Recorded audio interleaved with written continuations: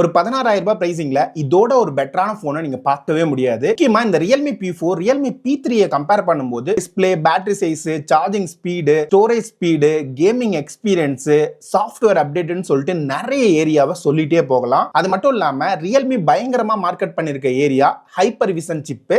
இந்த போன்ல அதை யூஸ் பண்ணிருக்காங்க.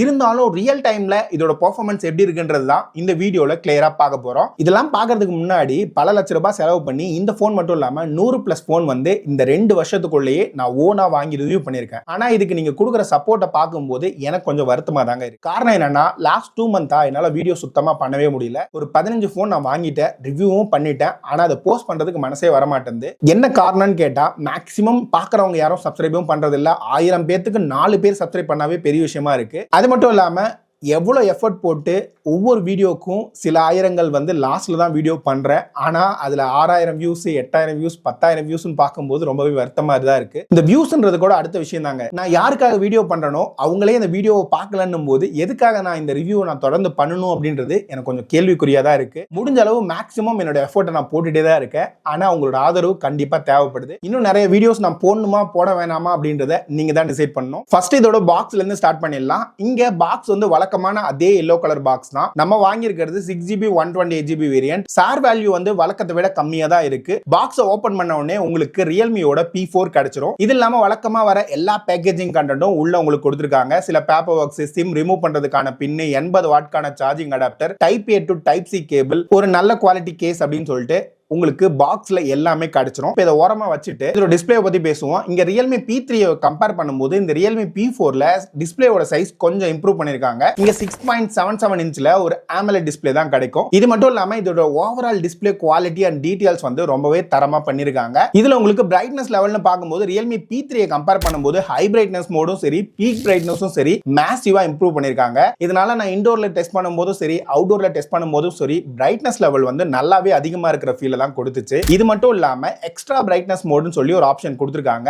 இதை நீங்க ஆன் பண்ணும்போது இதோட பிரைட்னஸ் லெவல் இன்னுமே அதிகமாகிறத நோட்டீஸ் பண்ண முடியுது. அது மட்டும் இல்லாம இந்த போன்ல உங்களுக்கு 3840 ஹெர்ட்ஸ்க்கான PWM டிமிங் கொடுத்திருக்காங்க. இதனால லோ லைட்ல யூஸ் பண்ணும்போது மிகப்பெரிய ப்ராப்ளம்லாம் உங்களுக்கு இருக்காது. ஆனா இந்த டிஸ்ப்ளேல நெகட்டிவ்னு பார்த்தோம்னா இதுல இவங்க மார்க்கெட் பண்ணி வச்சிருக்க இந்த ஹைப்பர் விஷன் சிப் தாங்க. இதுல உங்களுக்கு hyper clarity, always HDR, hyper motion சொல்லி நிறைய ஆப்ஷன்லாம் கொடுத்திருக்காங்க. இப்ப யூடியூப்ல நீங்க சைட் பை சைடு வச்சு பார்க்கும்போது ஹைப்பர் விஷன் ஆன் பண்ணாலும் சரி, ஆஃப் பண்ணாலும் சரி மிகப்பெரிய வித்தியாசம் உங்களுக்கு இருக்கவே இருக்காதுங்க. ஆனா இதுல என்ன வித்தியாசம் இருக்குன்னா இந்த மோட் ஆன் பண்ணி எடுக்கும்போது சில நேரங்கள்ல நல்லாவே தடுமாறுது, ஸ்ட்ரக் ஆகி தான் ப்ளே ஆகுது. இதை நான் யூடியூப் அண்ட் ஜியோ ஹாட்ஸ்டார்ல நல்லாவே நோட்டீஸ் பண்ண முடிஞ்சிச்சு. இதை ஆஃப் பண்ணும்போது எந்த ப்ராப்ளமும் இல்லாம ஸ்மூத்தா ரன் ஆகுது. சோ இப்போதைக்கு இந்த ஹைப்பர் விஷன் சிப் டிஸ்ப்ளேல அந்த அளவுக்கு சிறப்பா வேலை செய்யல. அப்புறம் இதுல 144 ஹெர்ட்ஸ்க்கான ரிஃப்ரெஷ் ரேட் கொடுத்திருக்காங்க. இந்த ரிஃப்ரெஷ் ரேட்டை பொறுத்த வரைக்கும் நார்மலா நீங்க புஷ் பண்ணும்போது இந்த ஹோம் ஸ்கிரீன், இந்த அப்ளிகேஷன்ஸ்க்கு நடுவுல யூஸ் பண்ணும்போது 60, 90, 120 இந்த மாதிரி தான் உங்களுக்கு மூவ் ஆகும். நல்லா ஸ்மூத்தாவே ரன் ஆகுது. அதுல எந்த ப்ராப்ளமும் இல்ல. ஆனா இந்த 144 ஹெர்ட்ஸ் அப்படின்றது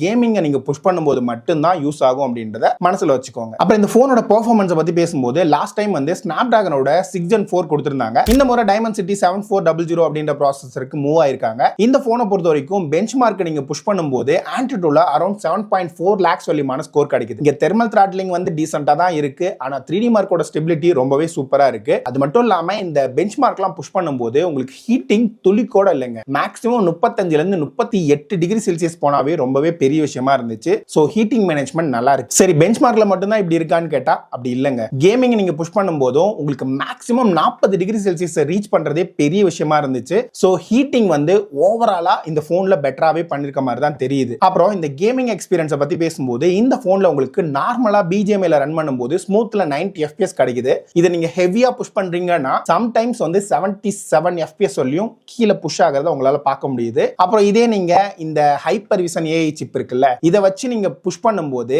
இங்க உங்களுக்கு ஃப்ரேம் வந்து இன்டர்போலேஷன் மூலமா 144 FPS வரையும் போகுது. ஆனா இங்க ஸ்டேபிளான எக்ஸ்பீரியன்ஸ் கிடைக்குதான்னு கேட்டா கண்டிப்பா கிடையாது. ஆனா ஒரு 16,000 ரூபாய் பிரைசிங்ல இருக்கிற கேமிங் போன் பார்க்கும்போது இந்த போன்ல உங்களுக்கு நல்ல ஸ்மூத்தான எக்ஸ்பீரியன்ஸ் கிடைக்கும். முக்கியமா 15,000 ரூபாயில இருந்து 20,000 ரூபாய் செக்மெண்ட்ல இருக்கிற போனை கம்பேர் பண்ணும்போது. ஆனா ஒரு 30,000 ரூபாய் பிரைசிங்ல இருக்க இந்த iQOO Neo 10 மாதிரியா இருக்கிற போன்ல கம்பேர் பண்ணும்போது கேமிங் எக்ஸ்பீரியன்ஸ் அந்த அளவுக்கு நீங்க எதிர்பார்க்க முடியாது. முக்கியமா இந்த 144 FPS நீங்க புஷ் பண்ணும்போது சம்டைம்ஸ் வந்து 100 FPS டிராப் ஆகிறத உங்களால நோட்டீஸ் பண்ண முடியும் ஹெவியா புஷ் பண்ணும்போது. அப்புறம் இந்த கேமிங் இல்லாம நார்மல் யூசேஜ்க்காக இந்த போனை நீங்க புஷ் பண்றீங்கன்னா உங்களுக்கு எந்த விதமான ப்ராப்ளமுமே இருக்காது. மல்டி டாஸ்கிங் யூஸ் பண்ணும்போது சரி, நார்மலா ஸ்க்ரோல் பண்ணும்போது சரி, நல்லா ஸ்மூத்தாவே ரன் ஆகுது. அப்புறம் இந்த போன்ல முக்கியமா இதோட பேட்டரிஸ் பத்தி பேசும்போது லாஸ்ட் டைம் வந்து 6000 mAh பேட்டரி யூஸ் பண்ணியிருந்தாங்க. இந்த முறை அது 7000 mAh மாறி இருக்கு. இதோட சேர்த்து இதோட சார்ஜிங் ஸ்பீடும் 80 வாட்டா மாத்திருக்காங்க 45 வாட்ல இருந்து. இதனால இதோட சார்ஜிங் ஸ்பீட் வந்து மேசிவா இம்ப்ரூவ் ஆயிருக்கு. முக்கியமா ரேபிட் சார்ஜிங் ஆன் பண்ணி சார்ஜ் பண்ணும்போது 1 மணி நேரம் 8 நிமிஷம் வரையிலான டைம் எடுத்துக்கிச்சு. ரேபிட் சார்ஜிங் ஆஃப் பண்ணி சார்ஜ் பண்ணும்போது 1 மணி நேரம் 6 நிமிஷத்துலயே ஃபுல் சார்ஜ் ஆயிடுச்சு. என்ன கேட்டா இந்த போன்ல இந்த rapid charging on and off பெரிய வித்தியாசத்தை இப்போதைக்கு கொடுக்கல. அப்புறம் இந்த போனை நான் ஹெவியா புஷ் பண்ணியிருந்தேன். முக்கியமா கேமிங் 2 மணி நேரம் பிளே பண்ணியிருந்தேன். கேமராவையும் 1 மணி நேரம் புஷ் பண்ணியிருந்தேன். அப்புறம் ஒரு சில அப்ளிகேஷன்லாம் புஷ் பண்ணி முடிக்கும் போது மேக்ஸிமம் 9 மணி நேரத்துக்கான SOT கிடைச்சது. இது கண்டிப்பா நல்ல பேட்டரி லைஃப் தாங்க.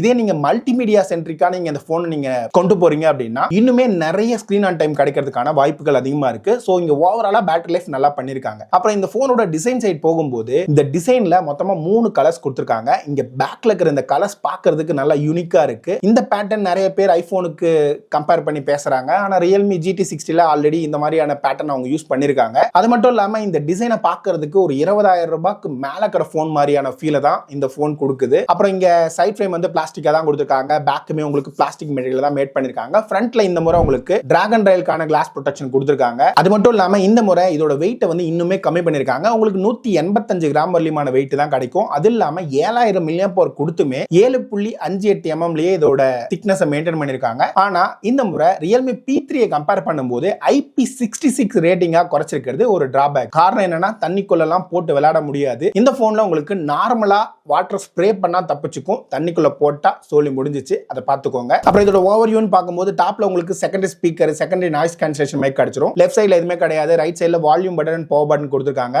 பாட்டம் சைடுல உங்களுக்கு டைப் சி போட்டு USB 2.0 சப்போர்ட் மட்டும் தான் கிடைக்குது. Primary speaker, primary mic, SIM card tray இருக்கு. இங்க உங்களுக்கு 2 சிம் கார்டு சப்போர்ட் மட்டும் தான் கொடுத்திருக்காங்க. மெமரி கார்டு ஆப்ஷனை தூக்கிட்டாங்க. இது மட்டும் இல்லாம இங்க உங்களுக்கு இன் டிஸ்ப்ளே ஃபிங்கர் பிரிண்டோட சென்சாரோட அக்யூரசி நல்லாவே கொடுத்திருக்காங்க. ஃபேஸ் அன்லாக்கும் நல்லா அக்யூரேட்டா தான் வேலை செய்யுது. அப்புறம் இந்த போனோட கேமரா பெர்ஃபார்மன்ஸ் பத்தி பேசும்போது இந்த முறையும் Realme P3ல யூஸ் பண்ண மாதிரியான கேமரா செட்டப் தான் யூஸ் பண்ணிருக்காங்க. ஆனா அல்ட்ரா வைட் சென்சாரை அடிஷனலா இன்க்ளூட் பண்ணிருக்காங்க.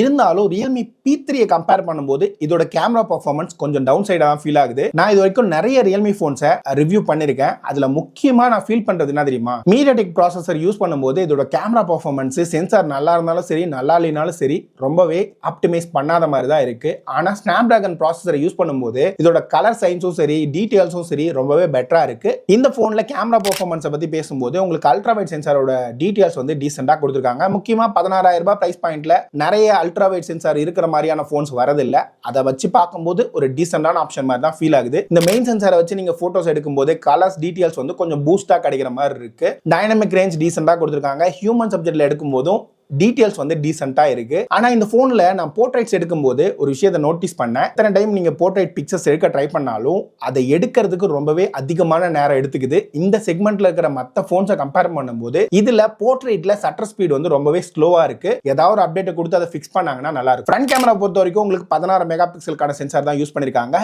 இதோட போட்டோ குவாலிட்டி டீசென்ட்டா இருக்கு. இதுல ஷார்ப்னஸ் வந்து சில நேரங்கள்ல கொஞ்சம் அதிகமா இருக்கிற ஒரு ஃபீலை தான் கொடுக்குது. போர்ட்ரைட்டோட குவாலிட்டியும் டீசென்ட்டா கொடுத்திருக்காங்க. இங்க பேக் கேமரால உங்களுக்கு 4K 30 FPS சொல்லிமான ரெக்கார்டிங் சப்போர்ட் கொடுத்திருக்காங்க. இதை வச்சு நம்ம வீடியோ ரெக்கார்ட் பண்ணும்போது ஸ்டெபிலிட்டி டீசென்ட்டா இருக்கு. டீடைல் வந்து ஓரளவுக்கு இருக்கிற மாதிரி தான் இருக்கு. 16,000 ரூபாய் செக்மெண்ட்டுக்கு டீசென்ட்டான வீடியோ குவாலிட்டி கிடைக்குது. ஆனா நீங்க ஃப்ரண்ட் கேமரால வீடியோ ரெக்கார்ட் பண்ணும்போது உங்களுக்கு 1080p 30 FPS சொல்லிமான ரெக்கார்டிங் சப்போர்ட் தான் கொடுத்திருக்காங்க. இதுல இன்னொரு டிராபேக் என்னன்னா உங்களுக்கு இதோட ஓவரால் ஷார்ப்னஸும் சரி, எக்ஸ்போசரும் சரி, டீடைல்ஸும் சரி சுத்தமா சரியில்லை. சோ ஃப்ரண்ட் கேமராவோட வீடியோ குவாலிட்டி மோசமா தான் இருக்கு. அப்புறம் இந்த ஸ்பீக்கர் குவாலிட்டி பத்தி பேசும்போது இங்க உங்களுக்கு டுவெல் ஸ்பீக்கர் கொடுத்திருக்காங்க. அதெல்லாம் நீங்க 100% வச்சு கேட்கும் போதும் சரி, 300% கேட்கும் போதும் சரி, வால்யூம் லெவல் வந்து நல்லாவே இருக்கிற மாதிரி தான் இருக்கு. சவுண்ட் அவுட்புட்டும் நல்லா இருக்கு. ஆனா 50% வால்யூம்ல வச்சு கேட்கும்போது இந்த செக்மெண்ட்ல இருக்கிற மற்ற போன்ஸ் எல்லாம் கம்பேர் பண்ணும்போது ரொம்பவே வால்யூம் லெவல் வந்து கம்மியா இருக்கிற மாதிரி தான் இருக்கு. சோ இதை நீங்க நோட்டீஸ் பண்ணிக்கோங்க.